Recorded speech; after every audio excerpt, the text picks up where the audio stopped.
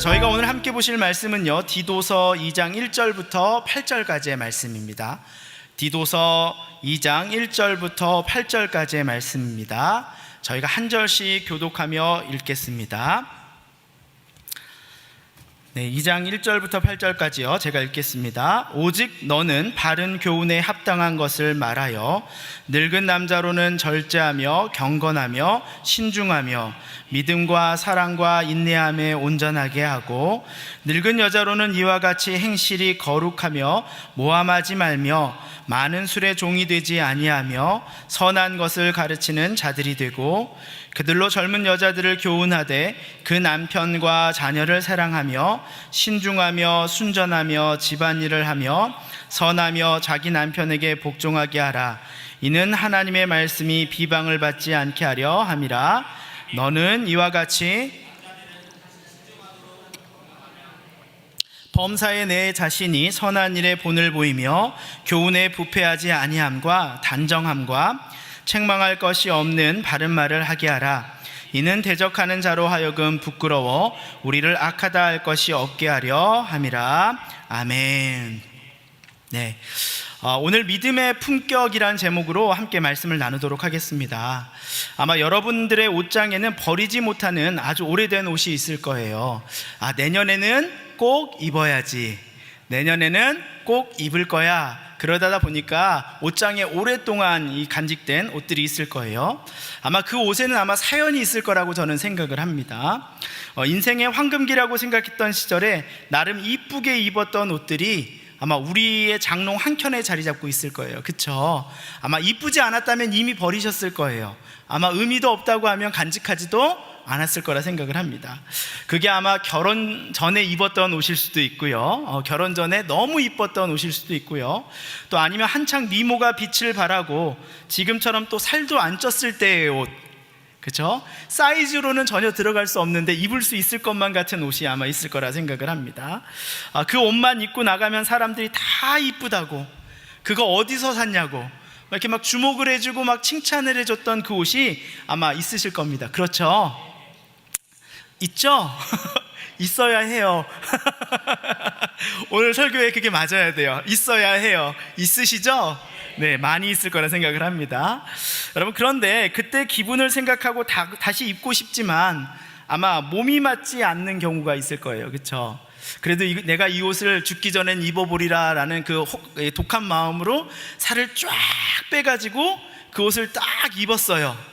근데 여러분, 그 옷이 이쁘던가요? 안 이쁘던가요? 이쁘지 않아요. 그렇죠?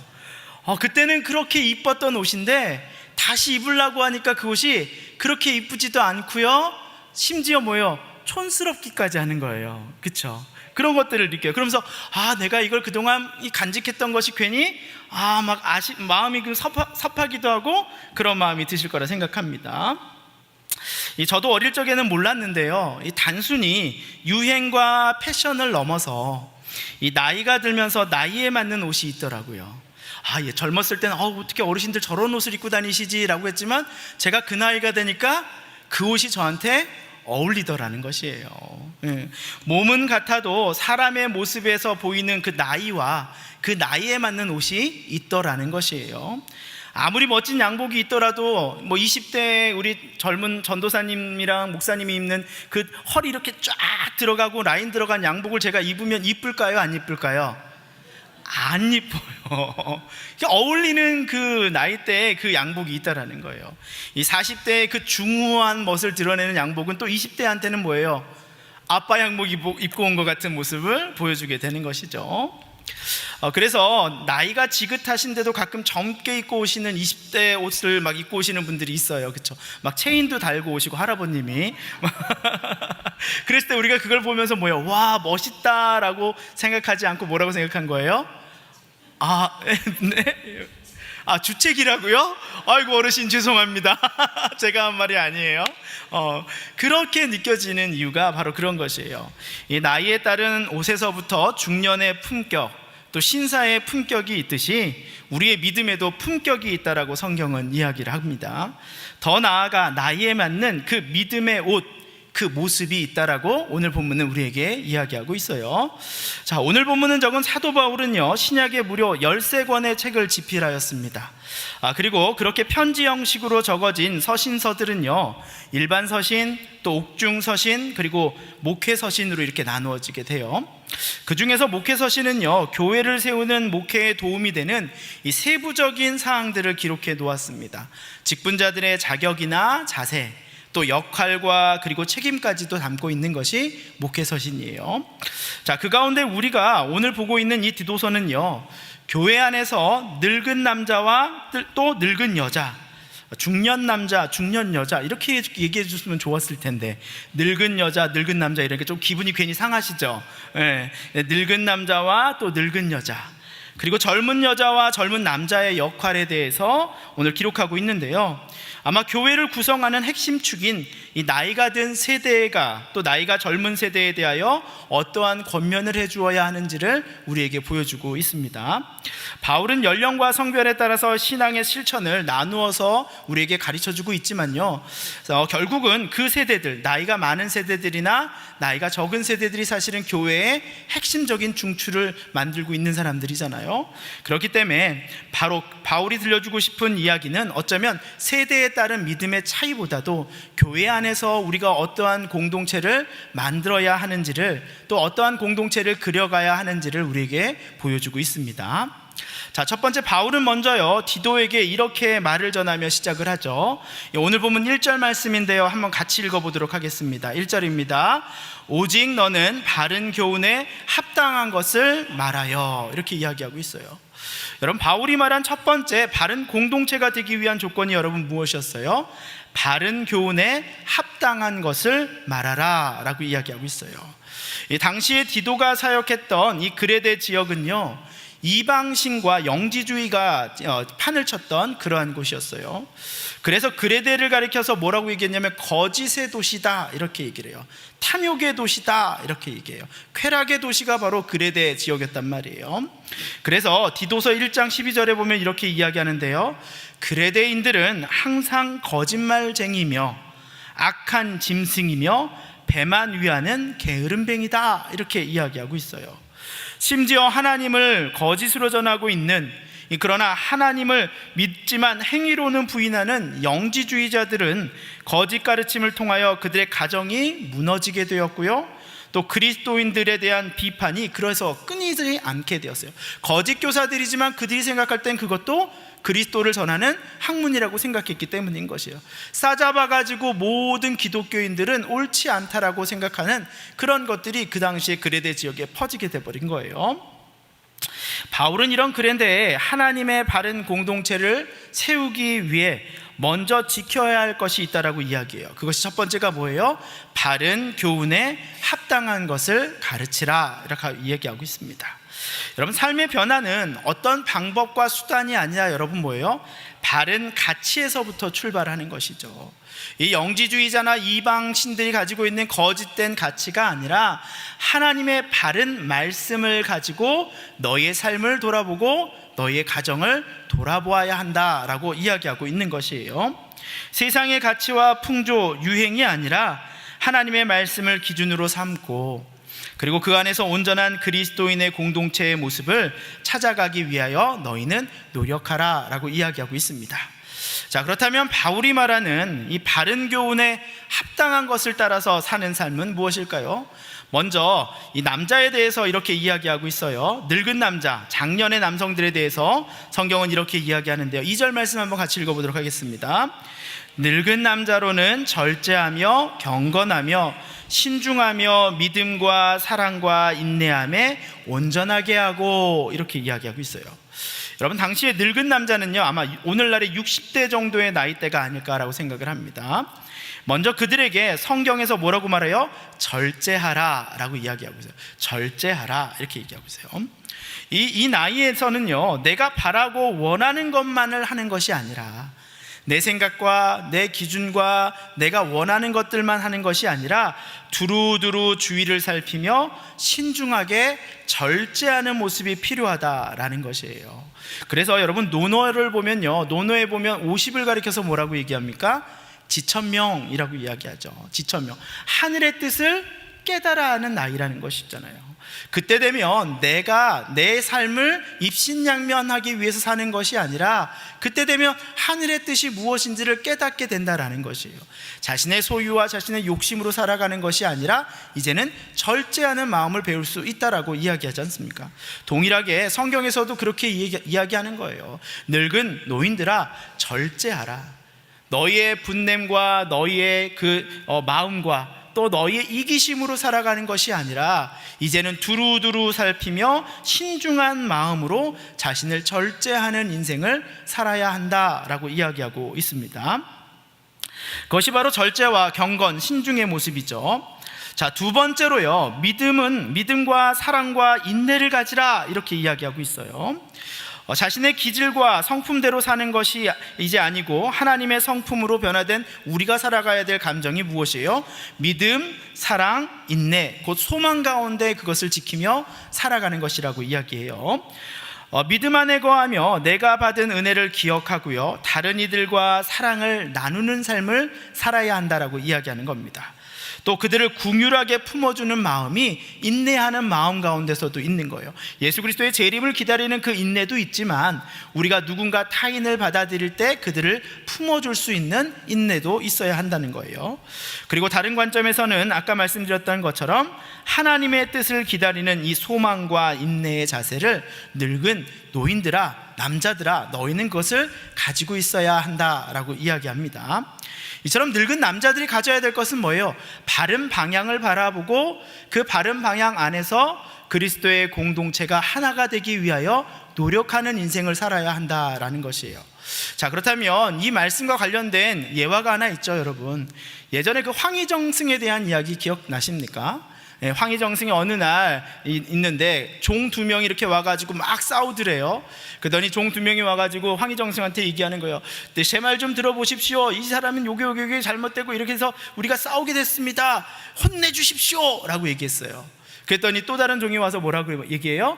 막 반대로 막 얘기를 하는 거예요. 그때 황희정승이 뭐라고 말하죠? 들어보니 네 말도 맞구나. 또 들어보니 내 말도 맞구나. 여러분, 이 자세가 누구의 자세일까요? 자녀를 둘 이상 둔 부모의 마음입니다. 자녀 입장에서는 다 그게 맞는 거예요. 주님의 공동체를 바라보면서 이 늙은 노인들이 해야 될 것이 무엇이에요? 내 생각과 기준으로 판단하는 것이 아니라 이순, 귀가 순해진다라 그러잖아요. 그렇죠?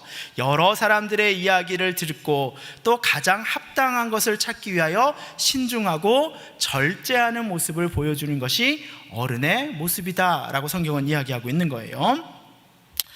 자, 이제 성경은 여성에 대하여서 말을 하는데요, 3절 말씀을 한번 같이 읽어보도록 하겠습니다. 3절입니다. 시작. 늙은 여자로는 이와 같이 행실이 거룩하며 모함하지 말며 많은 술의 종이 되지 아니하며 선한 것을 가르치는 자들이 되고.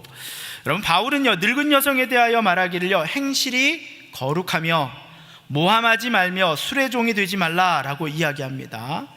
먼저 그 생활의 모습이 본이 되어야 한다라고 성경은 이야기하고 있는 거예요. 자, 여기서 행실이 거룩하다라는 말은요, 먼저 자신을 성결하게 하며 부부의 약속을 잘 지키는 자가 되라라고 이야기하는 거예요. 자, 그리고 4절부터 5절 말씀 오늘 본문에 보니까 이 하나님의 명령에 따라 가정을 잘 지키는 아내의 모습을 보여주고 있죠. 그것을 먼저 너희가 잘 지키라 라고 이야기하고 있는 것 같은 것이에요. 그 행실을 잘 꾸미라 라고 이야기하는 것이 곧 4절부터 5절까지 이야기하고 있는 젊은 여인들이 보여주고 있는 모습을 너희가 먼저 잘 지켜라, 그 얘기를 하고 있는 거예요. 그것은 가정을 잘 가꾸고 남편을 잘 세우고 자녀를 바르게 키우기 위해 노력하라 라고 이야기하고 있는 겁니다. 자, 그런데 이 남편을 잘 세우고 가정을 잘 꾸리고 자녀를 바르게 키우기 위해 노력하는 것들을 하다 보면 여러분, 스트레스를 받아요, 안 받아요? 받으시죠? 네, 저는 가정일이 너무 행복해요 그러시는 분은 없을 거라 생각을 합니다. 매일매일이 어쩌면 스트레스가 참 많은 거예요. 그렇죠? 남편을 세우고 자녀를 키우는 것이 그만큼 쉽지 않다라는 것이에요. 그래서 당시에 그레데 여인들은요, 모여서 그 스트레스를 타인을 험담하는 데 쓰거나 일명 이렇게 뭐라 그래요? 이거 한다 그러잖아요. 이거 한다 그러잖아요. 그렇죠? 스트레스를 풀고 술로써 그 가정을 지키는 스트레스를 풀었다라고 얘기하는 거예요. 사실 말씀을 보면 남자들이 더 술을 많이 마실 것 같은데 여자들에 대해서 술을 조심하라고 이야기하는 이유는 뭐예요? 그 당시에 이것이 그만큼 문제가 큰 문제였다는 거죠. 여성들이 술에 취해서 그러한 세상의 유혹과 그것으로 자신의 스트레스를 푸는 방법으로 사용을 했었다라는 것이에요. 요즘 그런 말이 있어요, 여러분. 사업을 하려면 남편을 만나고 돈을 벌려면 주부를 만나라 라는 말이 있어요. 들어보셨어요? 제가 만들었어요. 네. 사업을 하려면 남편을 만나고 돈을 벌려면 주부를 만나라, 이런 표현이 있거든요. 이게 무슨 말이냐면 요즘 50대하고 60대의 그 어머니들이 가장 구매력이 높은 사람들이래요. 그러니까 남편이 돈을 벌어오면 이 가정의 돈을 누가 지고 있어요? 아내가 지고 있잖아요. 남편이 한 이제 40대 중반 50대 정도 되면 집이 좀 어느 정도 안정이 되고 아이들도 다 커가지고 이제 돈 쓸 때도 많이 없는 거예요. 50대 60대 들어가면. 그럼 이제 뭐 하는 거예요? 그 돈을 자기를 위해서 막 쓰는 거예요. 자기를 위해서 막 쓰는 거예요. 남편이 직장에서 자리를 잡고 이제 어느 정도 가정이 안정되니까 아줌마들끼리 어떻게 하는 거예요? 만나서 돈을 쓰는 것들을 하는 거죠. 아줌마들이 만나면 제일 먼저 하는 게 뭐예요? 밥 먹어야죠. 맞죠? 자, 밥 먹고 나서 뭐 해야 돼요? 커피 마셔야 되죠. 커피 마시고 뭐 해야 돼요? 쇼핑해야죠. 이게 뭐냐면 아줌마들 3종 세트래요. 그 대한민국의 경제를 잡고 있는 것은 아줌마들이라는 얘기가 있어요. 그만큼 소비를 많이 하는 세대가 지금 50대와 60대라는 것이에요. 그래서 중년 여성들의 그 생활 패턴을 고려해서 지갑을 열게 하는 마케팅 전략을 사용하고 있다라고 합니다. 그것이 바로 뭐예요? 이 세상의 어떤 스트레스를 푸는 방법인 것이죠. 늙은 여성들이 세상 가운데 받는 스트레스, 가정을 받는 스트레스를 푸는 방법, 이제는 내가 보상받아야 돼 라는 마음으로 자신을 위해서 뭐 하는 거예요? 물질을 사용하는 방법이다라는 것이에요. 저는 개인적으로 생각할 때 여기에는 그런 분들이 없을 거라고 생각을 합니다. 이 세상의 풍요와 재미보다도 무엇을 쫓아오신 분들이에요? 미운 남편을 위해 기도하기에 오셨고 쏙쏙 있는 자녀들을 위해 기도하기에 오시고, 하나님께서 우리 가정을 주인 되어 주시고 이 가정의 주권을 잡아주시고 그것들을 놓고 기도하러 오신 분들이 바로 여러분들이기 때문에 저는 그런 분들이 아니라고 생각을 합니다.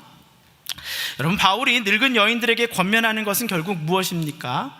다른 사람들에 대한 험담과 판단과 소문을 퍼뜨리는 그러한 사람들과 맞장구를 치면서 삶을 즐거워하는 인생을 살지 말고 가정을 소중히 여기는 하나님의 말씀 가운데 아내로서 또 엄마로서 책임을 두려워하지 말고 잘 감당할 것이며 그 답답함과 어려움을 세상 풍조를 따라 풀지 말고 하나님 앞에 나와 기도하는 데 쓰라 라고 이야기하고 있는 것이에요. 도리어 그들의 삶을 믿음으로 아름답게 가꾸어 젊은 여인들에게 본이 되는 모습을 보여줘야 한다라고 성경은 이야기하고 있는 겁니다. 자, 이제 젊은 여성들에 대해서 한번 보도록 할게요. 4절 말씀이죠. 자, 4절 말씀과 5절 말씀 한번 같이 읽어볼까요? 그들로 젊은 여자들을 교훈하되 그 남편과 자녀를 사랑하며 신중하며 순전하며 집안일을 하며 선하며 자기 남편에게 복종하게 하라. 이는 하나님의 말씀이 비방을 받지 않게 하려 함이라. 아멘. 여러분, 교훈은 가르치는 것이 아니라 뭐예요? 삶으로 먼저 보여주는 것이죠. 그렇게 가정을 잘 가꾸는 젊은 여인은 결국 남편에게 더 사랑받고 인정을 받게 될 것이며, 성경은 이로써 믿지 않는 사람들이 하나님의 말씀이 비방받지 않도록 할 것이다. 그들로부터 그리스도인들이 정말 다르다라고 판단받게 할 것이다 라고 말합니다. 여러분, 그리스도인들의 가정은요, 세상이 보여주는 유행하는 가정의 모습과 구별되고 오직 그 안에서 서로 존중하고 사랑하고 또 남편을 세우기를 즐거워하는 가정이 되어야 한다는 것을 여러분 잊지 마시기 바랍니다. 그것을 누가 먼저 보여주래요? 따라합니다. 내가, 저요. 여러분들이 먼저 보여주라는 거예요. 여러분들이 이 젊은 여인들에게 이러한 일들을 권면할 때 먼저 삶으로 교훈하는 모습을 보여주어라 라고 이야기하고 있는 겁니다. 자, 마지막으로 성경은요, 젊은 남성의 모습을 이야기하는데요, 6절부터 8절까지 말씀 한번 같이 읽어볼까요? 너는 이와 같이 젊은 남자들을 신중하도록 권면하되 범사에 내 자신이 선한 일에 본을 보이며 교훈에 부패하지 아니함과 단정함과 책망할 것이 없는 바른 말을 하게 하라. 이는 대적하는 자로 하여금 부끄러워 우리를 악하다 할 것이 없게 하려 함이니라. 아멘. 여러분, 젊은 남자들에게 먼저 바울은 신중하라 라고 이야기하고 있어요. 이 신중하다라는 말은요, 다른 말로 절제에 가까운 말이에요. 자신의 삶에 절제를 더하라 라고 이야기하고 있어요. 요즘 젊은 세대 가운데서 카르페 디엠이라는 말이 있어요. 카르페 디엠, 무슨 뜻이냐면 지금 이 순간에 충실하라 라는 뜻인데요, 그 말 뜻은 무엇이냐면 오늘 하루가 있다라는 것밖에 생각하지 말라라는 말이에요. 그러다 보니까 젊은 남자들 사이에서 카푸어가 많다 그래요. 카푸어. 그럼 카푸어가 뭔지 아세요? 자동차에다가 푸어, 가난을 덧붙인 말이에요. 차를 자기의 능력밖에 좋은 막 차들을 사는 거예요. 할부 갚다가 뭐 해야 되는 거예요? 부도 나는 거예요. 신용불량자 되는 거예요. 그런 삶을 사는 거예요. 내 일평생에 내가 살아서 이런 차 언제 타보겠어 라는 마음으로 그냥 막 지르는 인생을 사는 거죠. 오늘 지금에 충실하는 인생을 사는 것이죠. 남에게 보이는 삶을 사는 것이 아니라 자신의 삶에 절제를 더하는 삶이 젊은이들에게 필요하다라고 성경은 이야기하는 거예요. 그럼 두 번째, 바울이 강조하는 삶의 모습은요, 먼저 내 자신이 선한 일에 본을 보이라 라고 얘기하고 있어요. 선한 일에 본을 보이라. 여러분, 젊은 시절에는요, 이 사회에 대한 불만이 많아요. 여기에 대한 불만도 많고요, 또 사람에 대한 불만들도 많고요, 교회에 대한 불만들도 가끔씩은 참 많이 있어요. 그런데 성경은 먼저 그들에게 이렇게 이야기하고 있는 거죠. 먼저 선한 일에 본을 보이라라는 거죠. 이게 그런 거잖아요. 교회에 대해서 우리가 이야기할 때 교회에 봉사를 해보고 교회의 많은 일들에 참여를 해보고 나서 부족한 부분을 이야기할 수 있는 것인데, 내가 아무것도 해보지도 않고 봉사도 안 해보고 그러면서 교회가 이렇습니다, 저렇습니다 라고 불만만 이야기하는 것이 여러분 타당할까요? 타당하지 않을까요? 타당하지 않다고 생각을 해요. 그렇기 때문에 우리가 요구할 것만 이야기하는 것이 아니라 책임을 다한 후에 그리고 나서도 부족한 것이 있다면 뭐예요? 그것을 이야기할 수 있는 것이죠. 그런 부분에서 성경은요, 먼저 겸손을 먼저 배우게 하시고 그리고 나서 뭐예요? 감사가 무엇인지를 우리에게 깨닫는 그 과정을 우리에게 보여주고 있는 것입니다. 그렇게 하나님의 교회와 또 하나님의 교훈에 바르게 순종하는 자세를 만드는 것이 바로 젊은 남자들에게 필요하다라고 성경은 이야기합니다. 그러한 겸손한 행동이 삶의 실천에 드러나고요, 또 그의 말에 드러나도록 노력하는 것이 바로 젊은 남자의 모습이다라고 성경은 이야기합니다. 자, 성경은 이처럼 젊은 남성의 이런 절제되고 신중한 행동을 통하여 이 대적하는 자들이 결국은 부끄럽게 만든다고 이야기합니다. 그 어떤 악한 말도 할 수 없게 그들의 입을 막겠다라고 이야기했어요. 만약 우리가 하나님의 백성으로서 늙은 남자나 늙은 여자나 또 젊은 여자나 젊은 남자가 각자의 역할 가운데 그 가정을 소중히 여기고 하나님의 말씀과 본질대로 살아가려고 노력을 한다면 그것은 뭐예요? 세상 가운데 뭐예요? 다르지만 소금과 같은 역할을 하는 것이고, 세상 가운데 다르지만 책상 위에 놓은 등경의 역할을 하는 것이죠. 그렇게 될 때 세상은 우리가 무엇이에요? 세상과 다르고 영지주의자들과 다르다라고 이야기할 수 있는 것입니다. 이처럼 우리가 그리스도인의 삶의 자세에도 우리가 믿음의 품격을 지키려고 노력할 때 우리의 믿음에도 무엇이 있는 거예요? 가치가 있는 것이에요. 나에게 믿음이 있다 하면서 내가 주어진 책임과 그 모습들을 실천하지 않는다면 그것은 나에게 믿음의 품격을 주지 못한다라는 것입니다. 이제 설교를 마치도록 할게요. 여러분, 1950년대 전쟁의 아픔으로 어려움을 겪던 한 시대를 그린 딸깍발이라는 작품이 있어요. 이 딸깍발이란 당시에 남산골에 살던 샌님들의 별명이었다고 합니다. 그들은 비가 오나 또 비가 오지 않는 날이나 튼튼한 남학신을 신고 다녔다고 해요. 남산골은 오늘날의 이태원으로 예전에는 가난한 선비들이 살았던 곳이었거든요. 이 남산골의 선비들은요, 선비정신, 곧 가난하지만 양반 정신을 지키려고 했던 그들의 모습을 또 그들의 모습을 보여줬는데요. 그 모습이 어떤 모습이냐면 일제와 6.25 전쟁으로 가난하고 희망이 없던 시대에도 우리 한반도의 민족으로 양심과 고결함을 지키려고 했던 그들의 모습을 딸깍바리 정신이라고 이야기를 합니다. 제가 기억에 남는 한 목사님이 계셔요. 이분은 은퇴 목사님이신데요, 제가 교구 첫 해 사역을 할 때요, 교구에 대해서 아무것도 모르고 그럴 때였어요. 근데 매주 수요 예배와 또 한나 소망 예배에 참석하시면서 그 자리에 참석하시는 거예요. 그러면서 부족한 목사의 설교를 다 들으시면서 아유 목사님 오늘 참 설교 좋았습니다 라고 격려해 주시고 가셨던 목사님이세요. 매일 예배 드릴 때마다 정장으로 깔끔하게 입고 오시면서 안녕하세요, 저 은퇴 목사 누구누구입니다 이렇게 인사를 하시는 거예요. 또 성경을 잘 모르시는 분이 있으면 달려가서 알려주시던 한 목사님이 계셨어요. 마지막까지도 스스로가 자신이 은퇴 목사로 불리기를 원하시며 즐거워하시며 그러한 인생을 살아가셨던 그 모습을 저는 참 기억에 남습니다. 자신과 자신의 자녀들이 또 목회자인 것을 그렇게 자랑스럽게 생각하셨던 그 모습을 저는 기억을 합니다. 사실 우리가 자신의 직분을 누군가에게 드러낸다라는 거, 그런 말처럼 쉬운 일이 아닙니다. 왜냐하면 내가 그 직분을 내 입으로 고백하는 순간부터 사람들은 우리를 그 신앙의 높이에서 바라보기 때문이에요. 내가 내 주위의 사람들에게 그리스도인이란 말을 고백하기 전까지 사람들은 우리의 부족한 모습을 궁휼하게 바라보지만 괜찮아, 실수할 수도 있어 라고 얘기해요. 근데 우리가 그리스도인이란 말을 꺼내는 순간부터 우리의 부족함은 뭐예요? 야, 근데 그리스도인들이 왜 그러냐? 너 예수 믿는 사람인데 왜 그러냐? 다른 사람한테는 다 허용돼도 우리가 하는 작은 실수에는 뭐예요? 그리스도인들이 왜 그래? 라고 이야기를 하셔요. 여러분, 잘해야 본전이란 말처럼 우리는 장로라는 직분을 드러내며 책임있게 살아도 본전이고, 권사라는 직분을 드러내며 책임있게 살아도 본전이고, 안수집사라는 직분을 드러내며 열심히 살아도 사람들은 그것이 당연하다라고 생각을 한다는 거예요. 본전이다라고 생각을 하는 거예요. 그래서 자신이 목사라는 말을 꺼내는 것이 목회자에게는 가장 어렵고 짐이 되는 것이에요. 짐이 되는 것이에요. 목회자로서 하나님의 마음을 드러내고 하나님의 모습을 보여주는 삶을 사는 것이 그렇게 쉽지 않다라는 것이에요.